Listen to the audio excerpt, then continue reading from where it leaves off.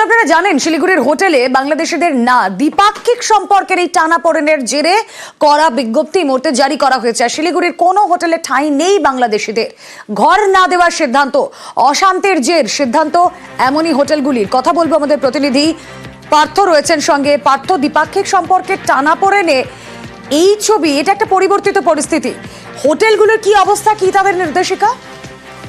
এটা একেবারে এই মুহূর্তে কিন্তু একদিকে যেরকম বাংলাদেশি পর্যটকদের একটা ঢল নামে এই সময়, পাশাপাশি বাংলাদেশের প্রচুর পড়ুয়া তারা কিন্তু পাহাড়ের বিভিন্ন শিক্ষা প্রতিষ্ঠানে পড়াশোনা করে এবং তারা ওঠানামার ক্ষেত্রে শিলিগুড়িতেই পাহাড় কিংবা দুয়ারতে বেড়ানোর ফাঁকে কিন্তু শিলিগুড়িতে তাদের খাত কাটাতে হয়। কিন্তু গত শুক্রবার আমার হিন্দু মহামঞ্চ তারা স্মারকলিপিরা হোটেলের অ্যাসোসিয়েশনকে এবং তারই প্রেক্ষিতে আজ জরুরি ভিত্তিতে কার্যকরী কমিটির বৈঠকে বসে হোটেল মালিক এবং সেখানেই তারা সিদ্ধান্ত নেয় যে শিলিগুড়ি হোটেলে আপাতত কোনো বাংলাদেশিদের ঠাঁই দেওয়া হবে না।